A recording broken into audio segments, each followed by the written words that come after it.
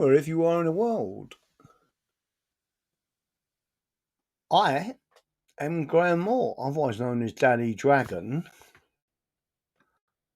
What I'm hoping for is as many people as possible, as soon as they see the video, hit the like button, subscribe to the channel. We want it to get it well in excess of 10,000 subscribers, and share, because the only people getting this message out is you.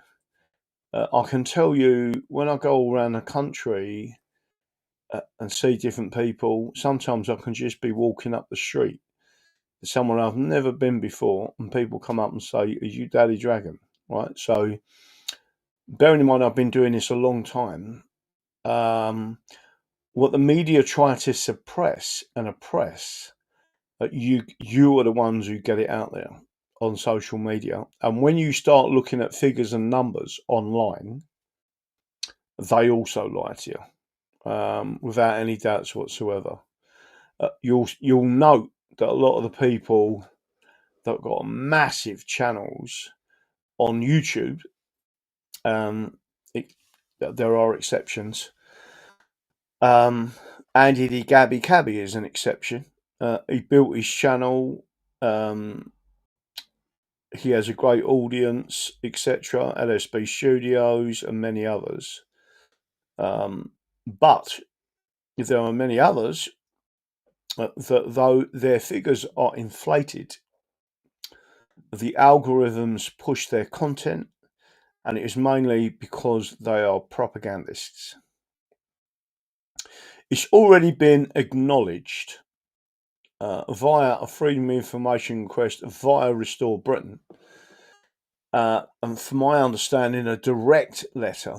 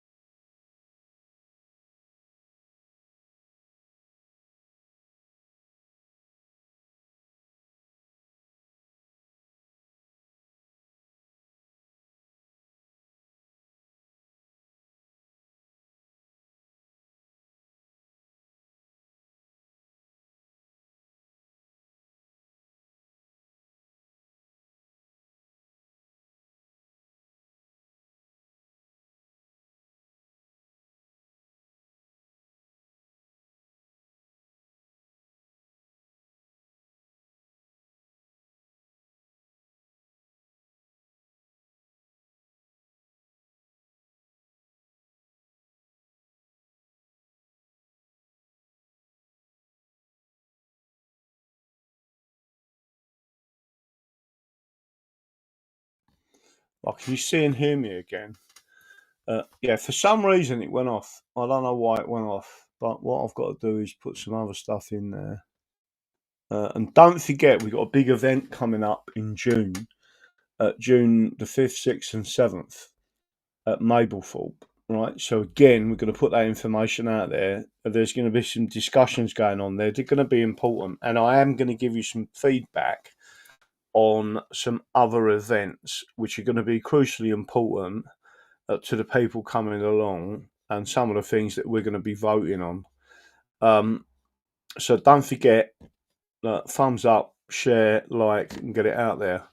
Now, most importantly, hopefully I'm going to be able to show you this. If it goes off again, it'll be a pain in the arse, but I will show you this. Hopefully there's no naked pictures on my screen.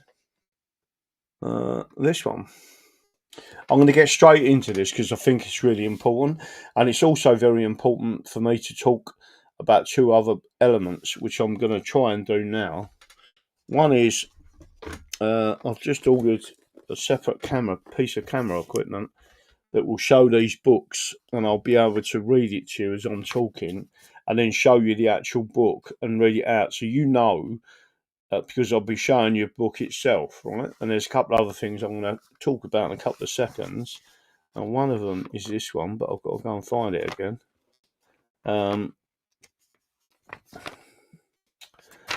And again, someone gave me this, and I need to show it to you. The role of security services. I'm going to read this out to you in a couple of seconds. You'll be fascinated by it. But hopefully everyone's seeing me. Give me a 5x5 on screen if you can see and hear me. You can see this on your screen, hopefully. Falsely is evil. You'll note, some of the people will note, that's a bit strange. Why is that coming up on there? Oh, it may be because it should go onto a major screen, but I'm going to show you that on there. Why is that coming up on there? Oh, maybe it's because I've shared the wrong thing. But I can see you all in the chat. Do you like that being on there, by the way? Is that quite amusing, or are you getting an echo? What I'm going to do is go back onto here. Stop sharing that. Go back into there. Making sure I've got all that on there. That's put on there. That's put on there. This is playing up tonight. Indicted. Oh, right. I can see what I'm doing wrong. But it's not showing the other screen. And it should be. Why is that not showing the entire element? I've got no idea. Let me put this on. Let me put this back on. Nathan, what I want to know is if I can learn enough. I don't know what that question was, but we'll look at it in a couple of minutes. Let's see if I can pull this up. Oh, that it. Let's see if I can bring that one up. And touch would it be on your screen? Right, so you should be seeing that on your screen at the moment. Hopefully. I missed a couple of questions there, and I'm going to apologise beforehand. But Indicted, Conspiracy Against the United States. The link to this Substack is out there. It was also promoted earlier on by Andrew Bridgeton on Twitter. Conspiracy Against the United States, destruction, alteration and falsification of records in federal investigations, concealment, removal or mutilation of federal records, aiding and abetting, etc. David Morens has been indicted. And I do want to emphasise that Anthony Fauci was given an award, although he isn't a Jesuit, was given an award by the Jesuit Society. And if you read the oath of the Jesuits, and I'm talking about the real oath that resides in a university archive in Australia, it's not nice. If anyone wants me to bring that up on the show tonight and read it out to you, you'll understand what I mean. They do not like moderate Catholics at all, and they want to poison them, kill them, blow them up, murder them, just as much as they do Protestants, right? I want everyone to understand who these people are. My point to you is, tonight, this guy has been indicted. What does indicted mean? It means it went before a grand jury, and a grand jury returned an indictment. An indictment means evidence is shown to a grand jury in secret. If they return an indictment, they are saying there is probable cause for an arrest warrant to be issued and a trial to proceed. Right? That was removed from the English jurisprudence system somewhere in the late 1929, early 1930s, and it removed our access to hold those in power to account. The Americans obviously have still got it. There's other things going on. King Charles III is currently in the United States of America. But there's some other things that I want to talk about, and I will be briefly probably coming back to this guy. This was one of the most, well, Anthony Fauci was the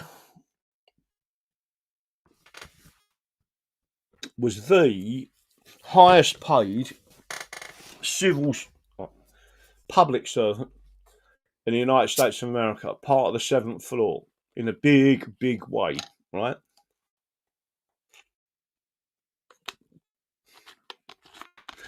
And people need to understand that for one of his closest confidants to be indicted is big, big, big news.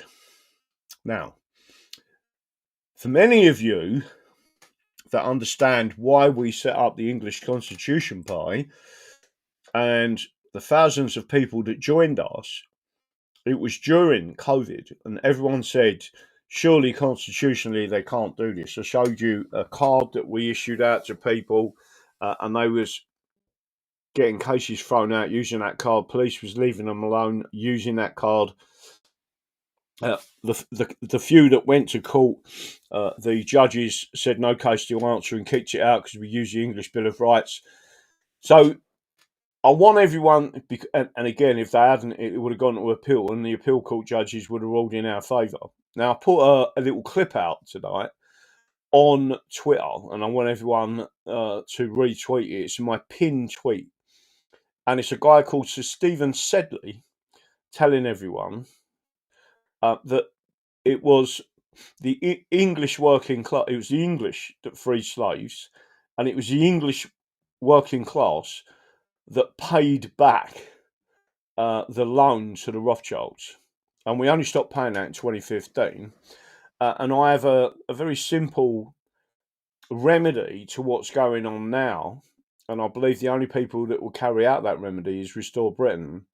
And that is that the people in this country that are black, brown, whatever colour you want, and they're turning on the English particular, after what we, the working class of this country, particularly white people, have done for them, we should return them all to their native countries, right?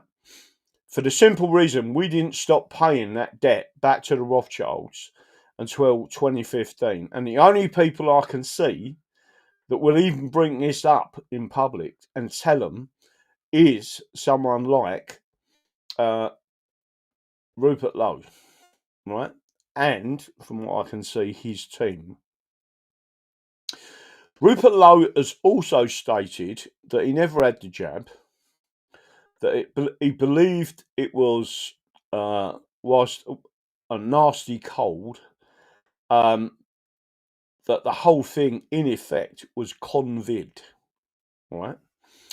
I was talking to someone earlier, and we was talking about the exam system in Great Britain and people being indoctrinated, not educated, and the fact that the exam system is a way in which once they have indoctrinated you, you get the highest pass mark when you regurgitate that indoctrination almost word for word back from. You then, because you've got the highest grades, get the best jobs. And really what they're looking for is people that have taken in the lies, and them lies will stay in their minds. And that is brainwashing and indoctrination. It is the deepest form of propaganda.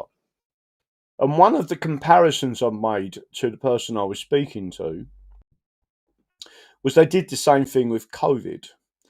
The mainstream media and the government promoted that it was highly dangerous, that kids had to have the jab, which we stopped, by the way, that kids had to have the jab, that didn't need parental consent, that they could do this, they could do that, that there's all these other age groups, lots of athletes, as everyone's seen, have been dropping dead all over the world, not just in this country.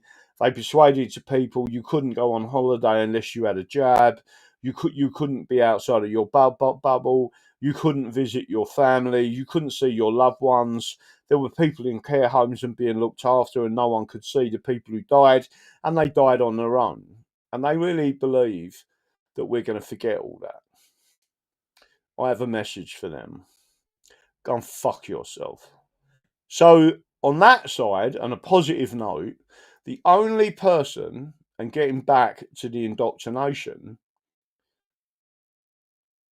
they promoted in the same way as an exam system, they needed to see if their propaganda was working and how stupid the public were.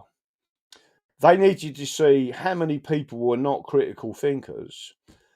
And the way they did that, to get their recognition, they couldn't do it with an exam system. They told people to wear masks. And then the mainstream media complied and showed the government how many people were wearing masks, right? The masks are completely useless. They don't protect against the virus. It's like trying to protect against a mosquito using a wire fence. It's just stupidity, right? But people did it. I'm very pleased to say that I did not do that at all. I did not wear a mask. The only mask I wore was a COVID mask that I put over my head and walked into Tesco's with it. Said, if you're going to fucking scare people, you might as well do it properly. So what am I getting at with this? Not only has Rupert Lowe stated that he thinks it basically was a psyop against the people, he has also said that he would prosecute the people involved. Now, you're seeing the first stages of prosecutions in the United States of America. I would love to be involved within prosecutions. We do have the evidence. We have compiled evidence. We have got people that will assist us with that prosecution in this country, even if it has to be done as a private prosecution. Who is the person that is pushing for that? And the answer is Rupert Lowe. Who is the person who is pushing? Not only did he push, but he pushed forward the rape gang inquiries, that he sat through every one of those, that he come to a very, very, very strong opinion that this was organised criminal behaviour by the state. And he has now notified the state that he intends to privately prosecute at very senior level, and I hope it is for rape and torture using the Criminal Justice Act 1988, Section 134, torture. And there is a process for that, which we've already used in relation to COVID. And we've got a court hearing in December of this year, reference Charlie Staples. If this all goes pear-shaped, we can bring that case in the United States of America, all right? But there is a process for it. And remember, previously, I have taken the British government to court in the European Convention of Human Rights, even though I hate the place, and won an injunction against them. So I don't consider myself to be one of them idiot free men of the land types that talk shit for hours and hours and hours, and are doing exactly the same as the state and the mainstream media with programming bullshit into people's minds, right? What we're actually doing is real. So everyone should understand that this guy has been indicted. I haven't gone through the detail yet. I will be looking at some other stuff, but I do want to bring up some other bits on here and make sure you can all see what I'm going to show you. So someone else sent me this, right? It's very old. In fact, it was September 1964, 63, an original Lord Denning's report. And it was a report presented to Parliament by Prime Minister by command of Her Majesty, September 1963. It was priced at 7 shillings and 6 pence, and it was in relation to the Profumo affair. Stephen Ward, Eugene Ivler, Christian Keeler, Lord Astor, and many other things. But I'm going to turn, because I believe this is important for you to understand before we go any further, to page, and if I had this reading equipment, I could bring it up and you could see what I'm seeing. The role of the security service, 230. And I'm going to read this I'm going to read this paragraph out to you. This paragraph, in context, is Lord Denning and the security service's role in certain aspects, right? And there's a lot to this, but you can understand the provisions that it talks about. Right? So paragraph 230, this is a law report and an inquiry report. No one can understand the role of the security service in the Profumo affair unless he realises the cardinal principle that their operations are to be used for one purpose and one purpose only: the defence of the realm, in italics. They are not to be used so far as to pry into any man's private conduct or business affairs, right? Now, I want you to think about this in COVID. I want you to think about Twitter. I want you to think about everything that's going on in the background at the moment. Private conduct or business affairs, or even into his political opinions, except insofar as they are subversive. That is, they should contemplate the overthrow of the government by unlawful means. This principle was enunciated by Sir Findlater Stewart in his report on the 27th of November 1945. Paragraph 37, which has formed the guide for the service ever since. It was restated by Sir David Maxwell Fyfe in a directive on the 24th of September 1952 and reaffirmed by every Home Secretary since. Most people in this country would, I am sure, wholeheartedly support this principle, for it would be intolerable to us to have anything in the nature of a Gestapo or secret police to snoop into all that we do, let alone into our morals. So that's quite a powerful statement. There's much more to come from this. And I am going to do a little thing about this and explain some bits and pieces. But I have said many things, and what we see was the power of the state being used against the people in a way that is shocking. I don't believe with certain judges, Lord Devlin, Lord Denning, with people like Sir William Wade, who was not a judge, but he was an academic and a constitutional expert. I don't believe that they would have been able to get away with what they've got away with if them constitutional judges existed today. Right? They pass away, sadly. I don't even think they would have got away with it with Sir John Laws. And I've got to be honest, I don't think they would have got away with it with people like Sir Stephen Sedley, who did actually tell people he was a communist. And he changed his mind after what the Soviets did in Czechoslovakia.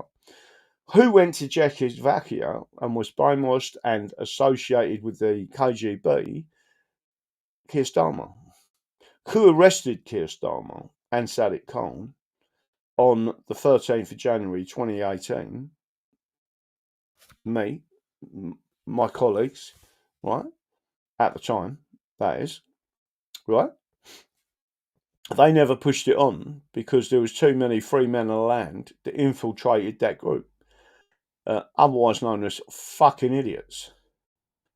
But again, just to make sure, hit the like button, hit the subscribe button, and share, because the only people seeing this are the people you share it to. So what we do is we predominantly do this on Rumble, because the British have been trying to shut Rumble down.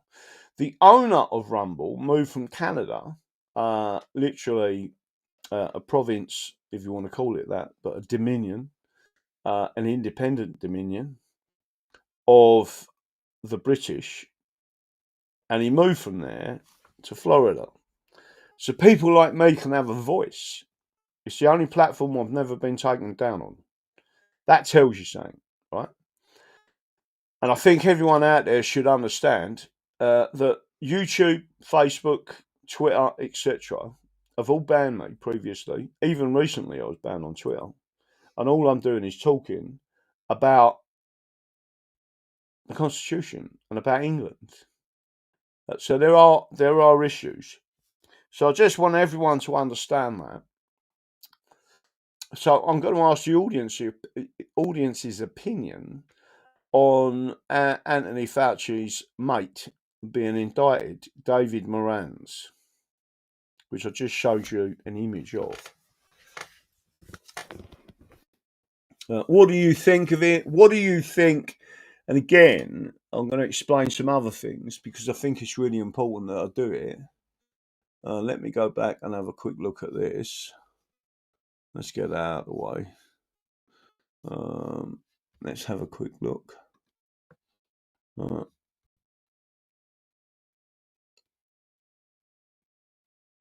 me have a quick look.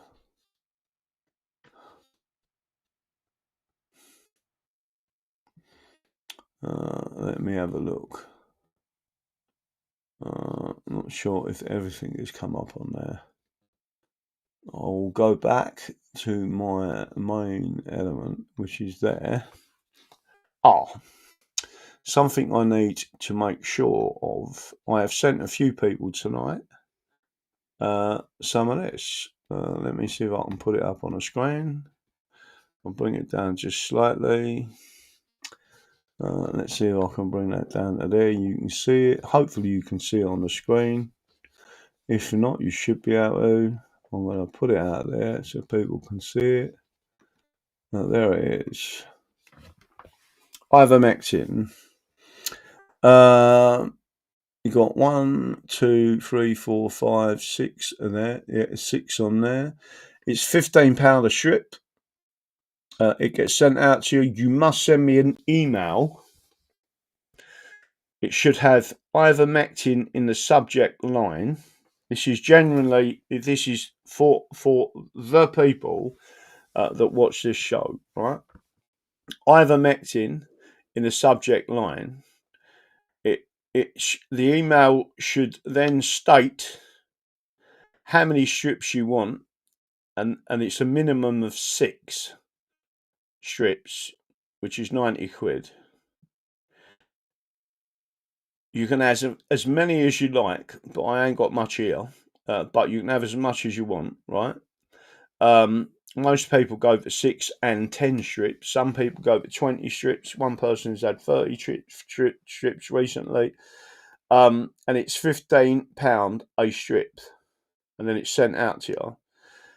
You need to put your name, address, full postcode in the email, how many strips you want, and then I'll send them out to you. You must have ivermectin in the subject header of the email. That's how I search for it, and I'll bring you straight up and I'll see it. If you don't do that, when I do the search, you won't come up, right? So if you want it, it's there currently. I've also got fenbenzidole, and we're also going to be doing some pots and concoctions using DMSO, castor oil, ivermectin and fenbenzidole for some other bits and pieces, and also some other, I won't go into it tonight, but there's some other stuff that we're going to be doing. So there it is on the screen, and you need to send that email to Graham, Graham, at protonmail.com. That's the only one I respond to. And then once it's sent out, I will send you the details for payment. And I am going to be setting up my other website again, so you'll be able to just point and click, pay it, and the money will come through, right? So there it is. And it is only for my subscribers, the people who watch this, the people who understand what this is. Don't forget, ivermectin is a molecule. Ivermectin won a Nobel Medical Prize in 1975.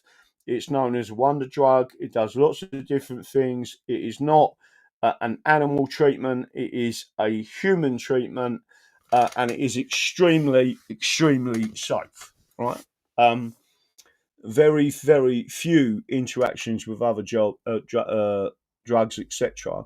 When you look at what they did to people, meaning normal everyday people, kids dropping dead from the jab when there was no need for them, they were not at risk, high risk of dying.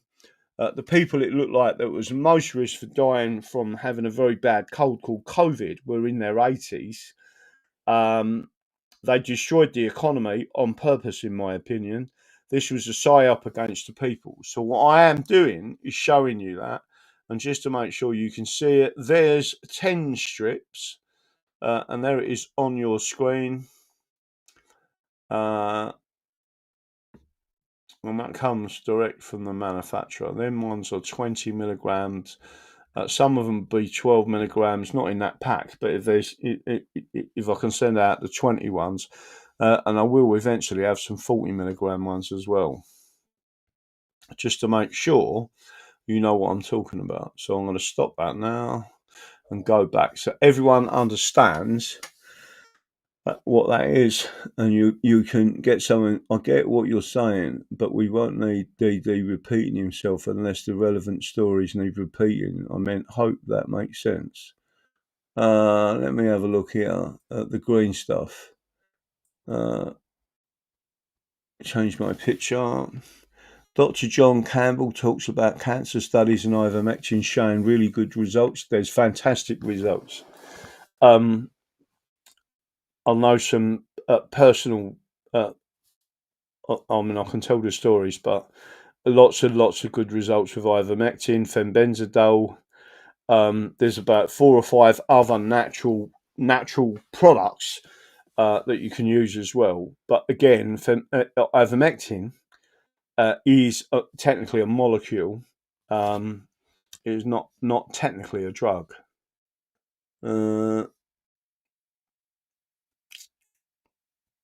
It's anti a lot of things. It's also, by the way, ivermectin, an anti-inflammatory. Yesterday was a huge chemtrail day here into the right across the moon. Hi, Ancient One. Let's have a look. Don't forget sharing is caring. Don't forget to hit the like button. Don't forget to hit the subscribe button. And again, I only do this for us, right? And many of you have been with me for a very long time. Have received this in the post. It's already here. It's sitting there. I've just got to send it to you. That's it. What kind? Let's have a look. Let's have a quick look. We had clear blue skies yesterday. It was Scorpio today, Freezio. Check out the English concert. I'm glad someone else said that they're cold today because I was cold today. I'm now doing my I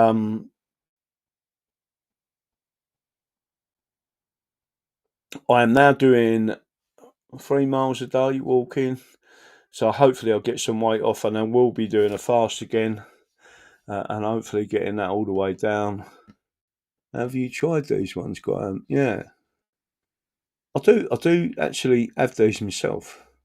Just to let you know, I've also got DMSO somewhere. I use DMSO, and I've been using it on my finger, which is now currently improving. Watch my feet with all my cables around me. So just to make sure that's it, ivermectin is great, but I am dying of an buddy gum from 60s. Can you help? Say that again? I was cold today after a lovely hot day yesterday. Yeah, no, I was freezing today when I went out. And it kept going hot and then cold and hot and then cold. And normally stumbled across one of my videos on Vindicator Strikes Back. Really worth a watch, Graham. Comments are interesting. Oh, you'll have to show me that. Do you mean... All right, let's have a look. Oh, so Vindicator Strikes Back. So I'm going to show you something else today.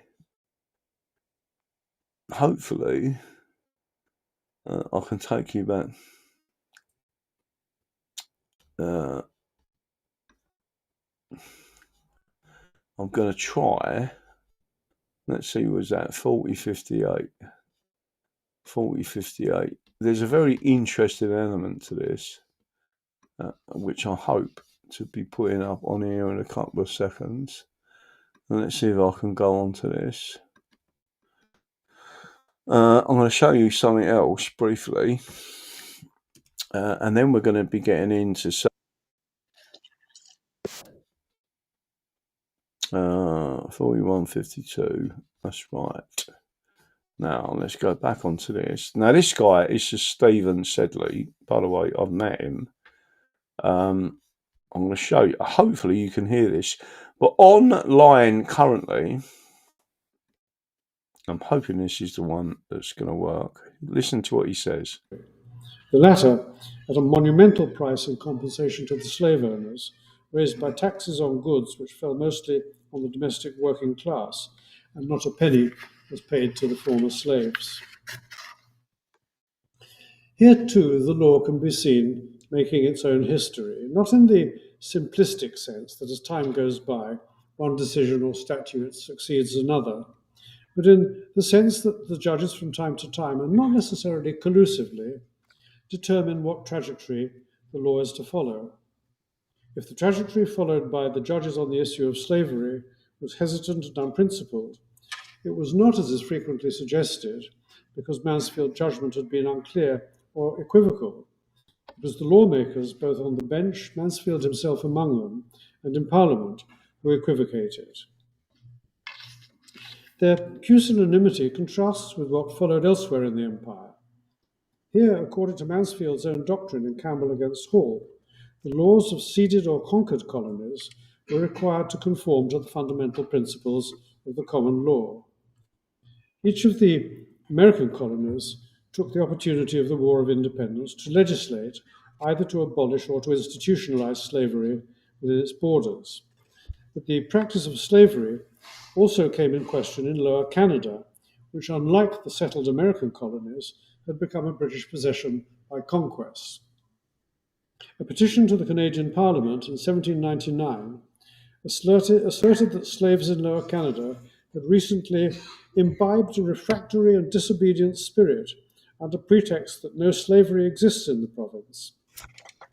The petition went on to recite that the Canadian Court of King's Bench, plainly in reliance on Somerset's case and on Campbell against Hall, had begun granting writs of habeas corpus to liberate not only two runaway slaves who had been apprehended, but as the Chief Justice had announced, quote, every Negro, indented apprentice and servant who should be committed to jail under the magistrate's warrant in the like cases.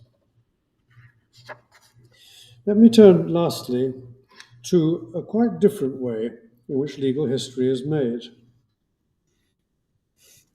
By treating inconvenient events as simply not having happened. It's one thing, and not a mere pretense, to hold a measure to be devoid of legal effect. Quite another to treat a historical legal fact as never having occurred. Yet that is how my generation, and I suspect others too, were taught legal history. Our lecturer at the Inns of Court School of Law stopped in 1649 and moved directly to 1660 because everything that had happened between those years was, he said, a legal nullity. Now, this was not one teacher's idiosyncrasy. In 1660, on the restoration of the monarchy after 18 years of republicanism, The public hangman was ordered to make a bonfire in Westminster Hall. Safety regulations were apparently not quite as stringent then as they are now. Of every copy of a number of Republican enactments, and a search was ordered to be made for every copy of, I quote, the traitorous writing called the Instrument of Government. The Instrument of Government, which was enacted in 1653, was Britain's first and still its only written constitution. Not only did the Protectorate, which it created, So he's saying it was a completely codified written constitution, which it was. And what that actually stated, again, was it was against popery. You could be any religion you wanted in England, but the only governance element, and you must promote Jesus Christ, and He was our Lord and Savior, right? And that anything that went against that, the next clause, basically stated was null and void, right? And that's why they've always ignored, because the popes, remember what I said earlier about the Jesuits? foreshadow the American model of presidential government with a parliamentary override of any measures promulgated by the Protector. It was palpably the source of a number of provisions of the Bill of Rights adopted 35 years later by another parliament, which for all... So 35 years later, the Bill of Rights, what he's now going to tell you is all of the things that Cromwell put in that document was adopted in the Bill of Rights. His protestations of legitimacy had once again unseated a monarch and was setting its own terms of governance. We all know that the Bill of Rights in 1689 declared the regal practice of suspending or dispensing with laws enacted by Parliament and the raising of revenue without Parliament's authority to be illegal. How many of us know that 35 years earlier, the Instrument of Government had provided, I quote, that the laws shall not be altered, suspended, abrogated, or repealed, nor any new law made, nor any tax, charge, or imposition laid upon the people, but by common consent in Parliament. We all know that it was the Act of Settlement that in 1701 created the secure tenure of judicial office, which still underpins the separation of powers.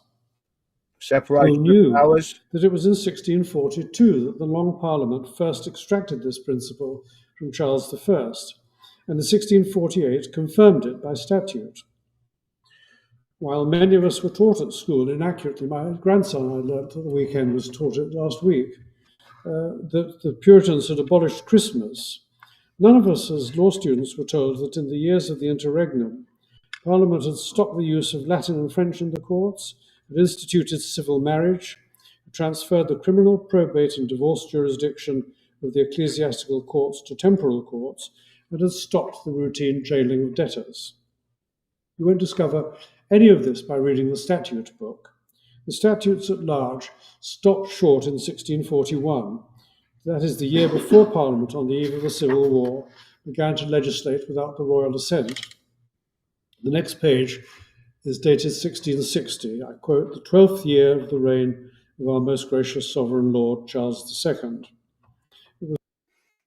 Now, basically, what he said on this, I think I've probably gone slightly too far. If I can find it on my, let me see if I can find it for you. Profile. I'm going to show you this part. Bring it up on the screen. Stop sharing. Share this tab instead. Now, again, at this part, and I want you to all listen to this carefully and tweet this out as much as possible.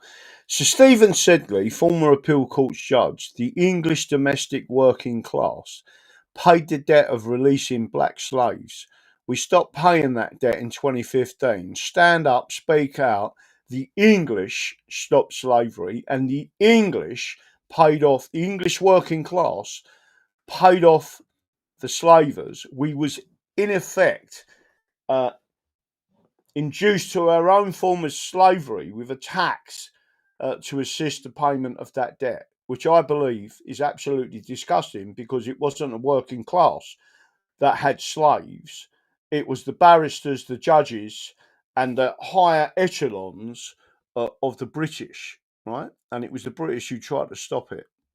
which had been given, it should not be forgotten, with the assent of the other three judges of the King's Bench. Not only would the 14,000 black men and women held in servitude in England and Wales become instantly free, it was probable that the same had to follow in all of Britain's ceded or conquered colonies, where, in contrast to the settled colonies, as Mansfield himself was to hold 2 years later, the common law had direct force. That this did not happen, and that instead the judges, with Parliament's acquiescence, continued for decades to endorse or at least tolerate colonial slavery, is an embarrassing example. Can you hear that he just used the word acquiescence, a legal term?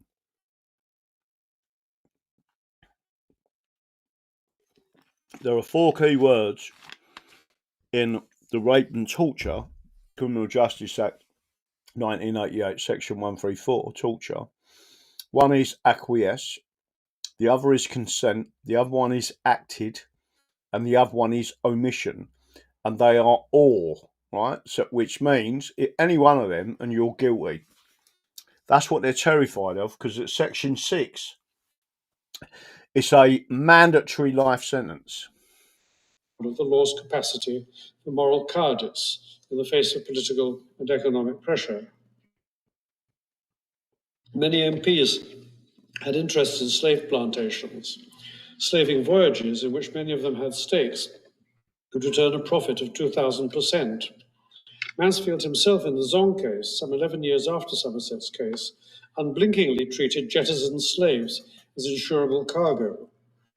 As late as 1827, Lord Stowell held that a slave who had lived in Britain and so had become free could be enslaved again on her return to the West Indies. And as late as 1860, the English courts were prepared to enforce contracts for the sale of slaves in Brazil.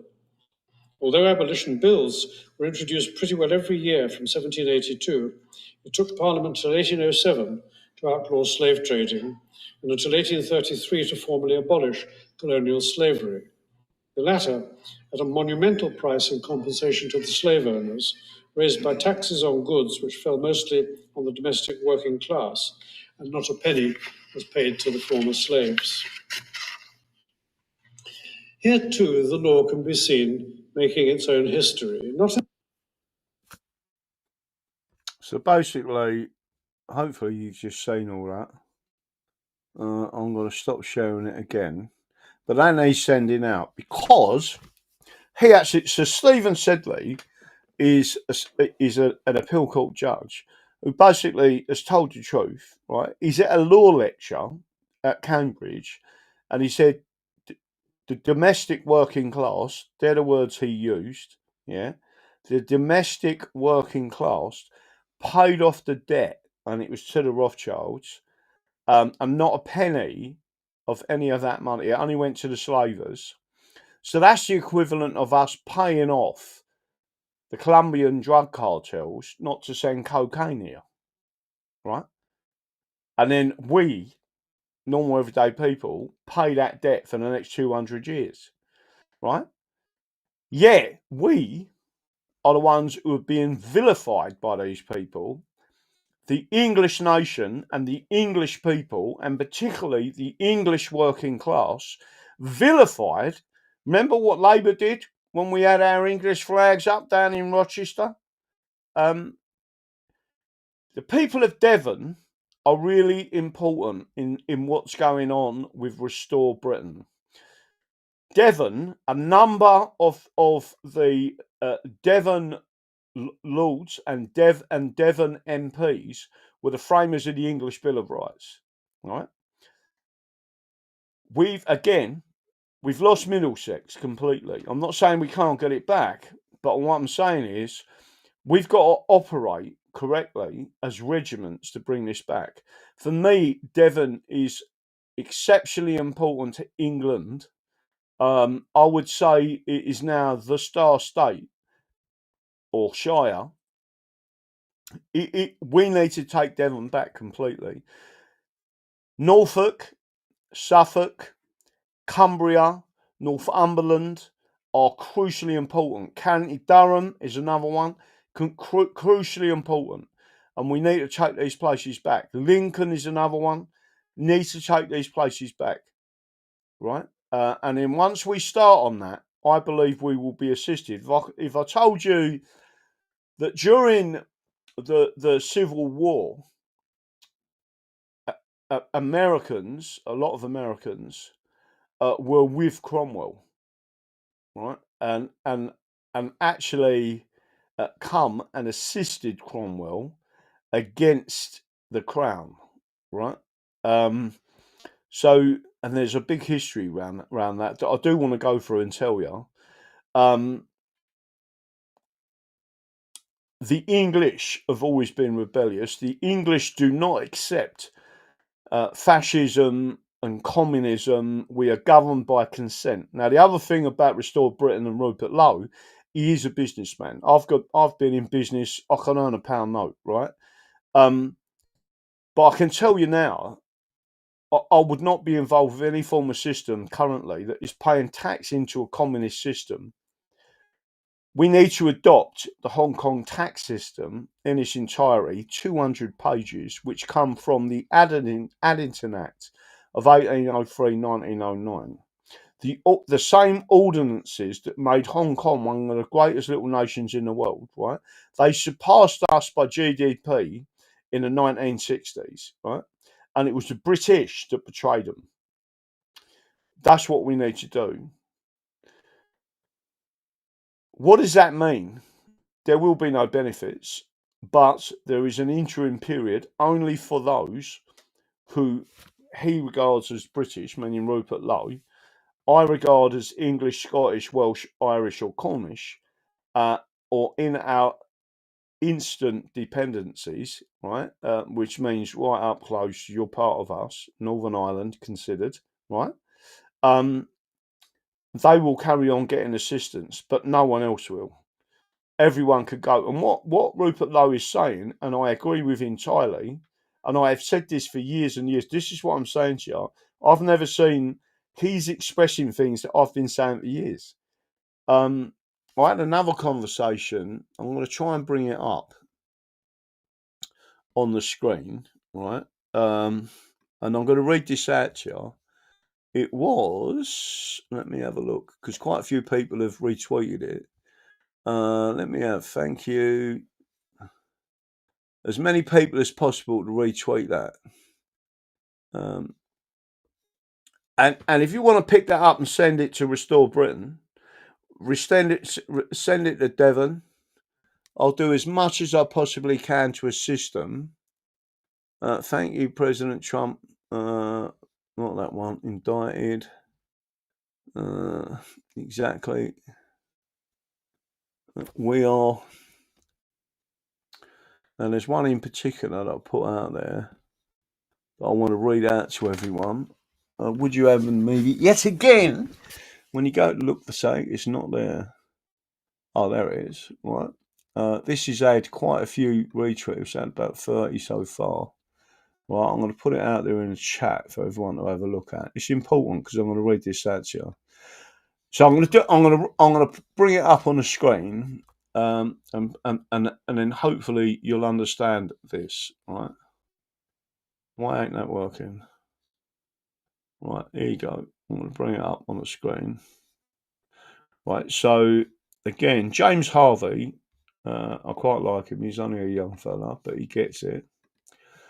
He's on the screen as we speak, right? So I'm a 22-year-old, and the prospect of owning my own home just keeps drifting further and further away. Last year, I had a private meeting with an estate agent who, at the time, was high up with reform. He told me the truth. House prices are unaffordable because of immigration. There is too much demand and not enough supply.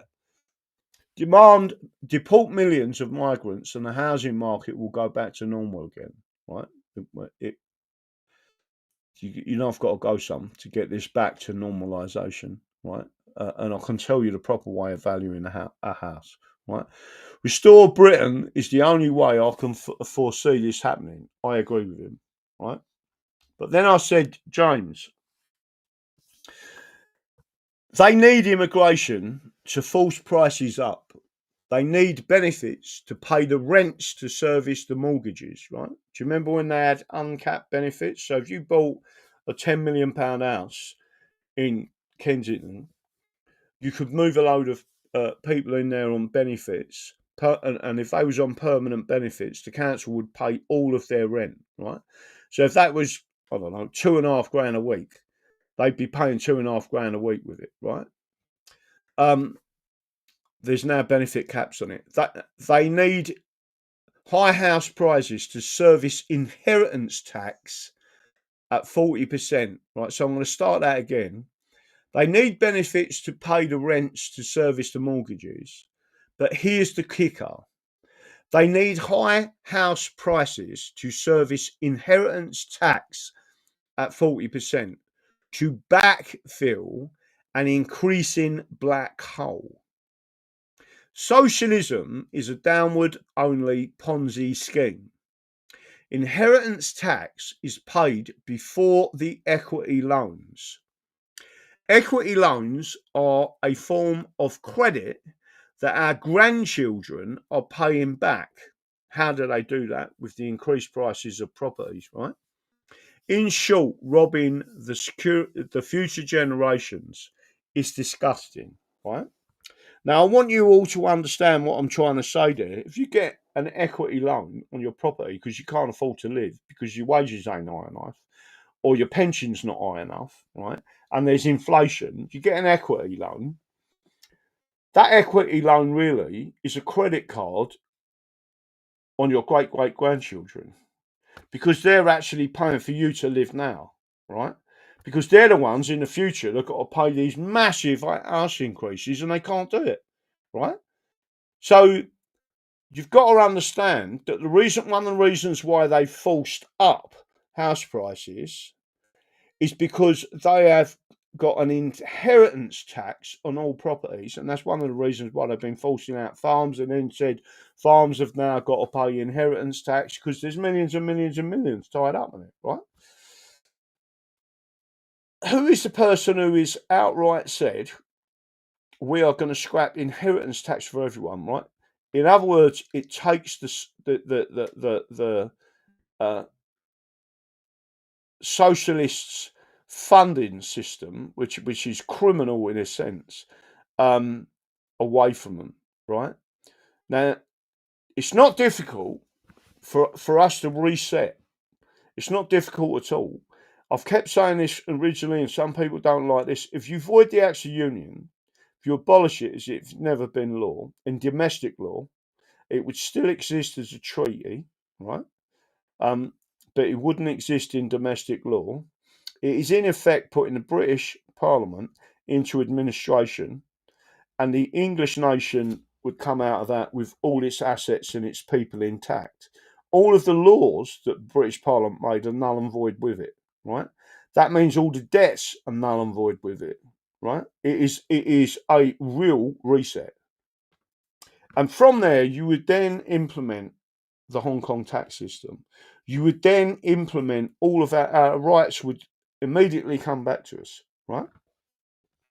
I just want everyone to understand of it. But the last thing that James Harvey said to me was, I never thought of it like this. This makes so much sense, right? Because I've just explained to him in layman terms what they're doing. You don't have to get all technical. You don't have to do all these weird, wonderful things and start talking about Bitcoin this and Bitcoin that and whatever, right? You just understand that an economic weapon is a weapon. You don't have to. All you need to know is it is slaughtering future generations. Did everyone understand what I just said? Hopefully you all did. I've just shredded another letter asking me to get equity on my house. Shizzy 15. No, exactly. Filmsy, his son. And remember, when you get an equity loan, the tax man gets paid first, right? Now, it should be that all debts are equal, but they're not. And especially not with inheritance tax. To the point that if your home is in probate and it goes through the solicitors will not pay you out until you have put a loan in place to first pay the inheritance tax to the government. Then they release the rest of your funds. Did you know that? So it sits in the solicitors accruing interest in their client account, and they say we can't release it. Right? I've known 4 or 5 people that have been left properties. It's gone through probate. Probate normally is when you ain't got a will, but even so, before they pay the money out, they'll pay you the money, and you have to pay the taxman 40%. I mean, I know people who have had to weigh in the taxman for 400 grand. Right? It ain't a joke. And what they're doing is they will take that money. So if someone you know, for example, and by the way, in Devon's one of the worst places for this. They've been targeting elderly people. The people in care homes, if they've got medical problems and are in a care home, they've been forcing them to sell their properties, right? They've been taking that money when in fact the National Health Service should pay it. All I'm saying is I'm a free market marketeer, right? I am a full Comanche, but I do believe in looking after the vulnerable, right? I've got no qualms with that whatsoever. And what I'm seeing is what these people are doing in the background. Don't forget, I grew up where my dad ran his own business. He ran 2 factories. I can tell you a story. There was a black guy that came to the factory. I think I've said it on the show before. He was a welder, right? He taught me the weld. He was a lovely fella. Right? My dad took him on, went races. He said, "Show me you can weld." He actually took him down there, and he's in a welding shop. He's welding different things. He said, "No, it's all right. You can do the job." And he started paying him. And then a year later, whatever it was, next door's come in and said, we've got a CCTV of one of your people. Lucky enough, my dad knew the fella. He said, it's a bit embarrassing for you, but if you...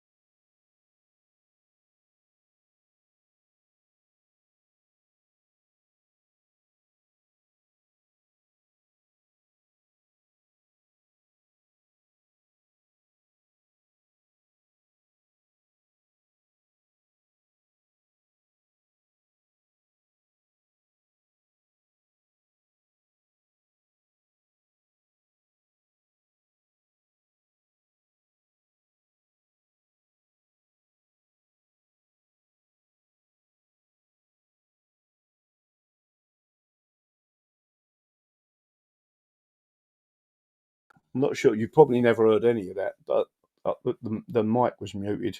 So the basis of it is the next door come in and see me dad and said, we've got CCTV. This black fella, he said, one of your employees, he said, you're letting him, do the welding at the weekend. You're not here. We know it's nothing to do with you. He's jumping over the fence and he's nicking our stuff, putting it in his motor and driving off. And obviously, right, so my dad's gone down there and said, right, you're sacked. I've just seen what's gone on and all that, And he gave him a chance. He was a good welder. He taught me how to weld. And my whole point is, my dad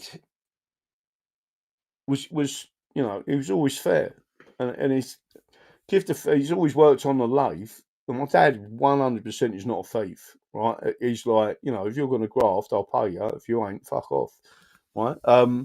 So all I'm doing is just explaining to you You know, these weird situations that they say, just to let you know, right? Gone off, Rumble, black screen. Yeah, it should be back on now. You're probably on a bit more. Do you need a mic monitor app? What's a mic monitor app?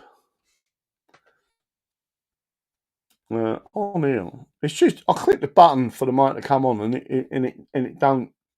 There's a bit of a delay with the clicks. It might even be because this needs us clean. Give them an inch and they take a mile, DD. That's what I'm saying to you. It's not. I mean, like I say, my dad's a really lovely fella. By the way, I spoke to my dad today, first time in ages, because his ears had been blocked and they had to get, and he didn't want to get the National Health Service to come out to him and do an hearing test. He was getting all depressed because he couldn't hear nothing, and he's only got one ear anyway. But anyway, today they cleaned all his ear out and gave him an hearing aid and tuned it all in from him. Put the hearing aid on, and hey presto, we can run. So I rang him up. I said, "All right, how you doing?"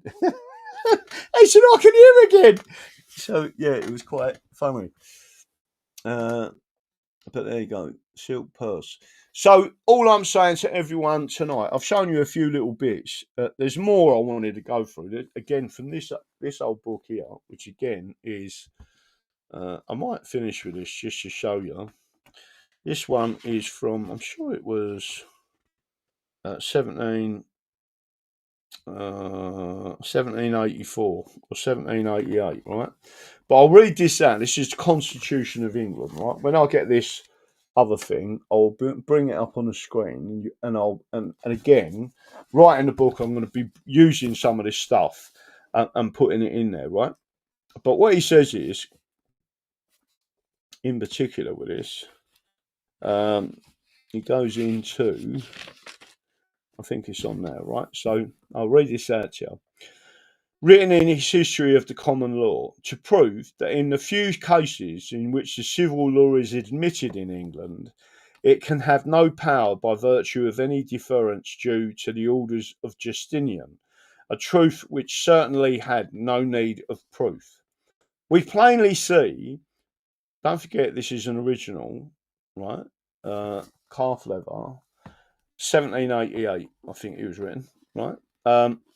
It can have no power by virtue of any difference due to the orders of Justinian, right? We plainly see that this Chief Justice, who is also a very great lawyer, had, in this respect, retained somewhat of the heat of the pie. Even at present, the English lawyers attribute the liberty they enjoy, and of which other nations are deprived, to their having rejected, while those nations have admitted, the Roman law, which is mistaking the effect for the cause. It is not because the English have rejected Roman laws that they are free, but it is because they were free, or at least because there existed among them causes which were, in process of time, to make them so, that they have been able to reject the Roman laws. But even though they had admitted those laws, the same circumstances that have enabled them to reject the whole would have likewise enabled them to reject those parts which might not have suited them, and they would have seen that it is very possible to receive the decisions of the civil law on the subject of servitudes, urbana, and rustic. There's some weird stuff, but it's written in Latin, without adopting its principles with respect to the power of the emperors. Of this, the Republic of Holland, where the civil law is adopted, would afford a proof, if there were not the still more striking one of the Emperor of Germany. Do you remember when I talked to you about there's the Holy Roman Empire and the Holy Roman See? The Holy Roman Empire is associated with the Jesuits, right? And it's German. Who, though in the opinions of his people, he is the successor to the very throne of Caesar. Did you hear that bit? So the Emperor of Germany, who though in the opinions of his people, he is the successor to the very throne of Caesar, B, has not by a great deal so much power as King of England. And the reading of the several treaties which deprived him of the power of nominating the principal officers of the empire sufficiently shows that a spirit of unlimited submission to the monarchical power is no necessary consequence of the admission of Roman civil law. The laws, therefore, that have taken place in England are what they call the unwritten law, also termed the common law, and the statute laws. The unwritten law is thus called not because it is only transmitted by tradition from generation to generation, but because it is not founded on any known act of legislature. It receives its force from immemorial custom and for the most part derives its origin from A, what particularly frightens the English lawyers, blah, blah, blah, acts of parliament enacted in the times which immediately followed the conquest, particularly those anterior to the time of Richard I, the originals of which are lost. The principal objects settled by the common law are the rules of descent, the different methods of acquiring property. Do you remember when I said to you that we have something in the common law, which is an ancient custom, and it is called fee simple absolute, right? Which means you are sovereign on that land. The various forms required for rendering contracts valid, in all which points it differs, or more or less, from the Civil War. Thus, by the common law, lands descend to the eldest son, to the exclusion of all his brothers and sisters, whereas by the civil law they are equally divided between all the children. By the common law, property is transferred by writing, but by the civil law, tradition or actual delivery is more often moreover requisite, etc. And then it goes in, tells you all about the common law, different bits and pieces. And again, just to make sure, I just want to make sure you get this bit because I think it's important. Hopefully I've got it there. God forbid, however, I should me for the people of England so fatally tied down to inaction by the nature of their government that they cannot in times of oppression find means of appointing a leader. Well, we just have Rupert Lowe, right? And again, we need to act as regiments. We go back to our shires. When you read all these documents, it's all about shires, shires, shires, shires, shires. There's a few counties in there, but it's all about shires. And we need to keep pushing forward. That's it. So don't forget, I am going to leave you with this. Go back to that one thing. Let me see if I can see if anyone said anything on the dog and bone. Let's have a look. I am muted. I'm no longer muted. Let me make sure that everyone's got it there. So don't forget, I'm going to say this one more time. I'm going to put this on there. If you want any, and there it is, put it up on there. If you want any ivermectin, send me an email. Here it goes on the screen. Send me an email. It is £15 a strip. Minimum is 6 strips. And it's £15 a strip. Put ivermectin in the subject of the email, subject line of the email. Then in the main part of the email, you put how many strips you want. You can have as many as you want. And then you put your name, address, and postcode, and I will send them to you. And then, obviously, you pay me in the account details that I'll send you on the email. That's it. So these particular ones that I've got here, some are 12 milligrams, some are 20 milligrams, hoping to get some 40 milligrams in. And just to let you know, that's it. So I'm going to say good night, God bless. Hopefully, and don't forget to send the email to Graham, GRAHAM, .moore, MOORE, at protonmail.com. I'm sure someone will put it in the chat for everyone just to make sure they can see that. That's it. Don't forget what I believe in. The Constitution is the solution. Give as much support as possible to restore Britain, which also means restore England, which also means restore Devon, which also means restore London, which also means restore Middlesex. If you're going to take the country back, do it properly. And I believe we are going to do it properly. We've had enough, and it's time for the people to rise. That's it. God bless, and I will see you tomorrow evening at 8 p.m. Tiddly poo.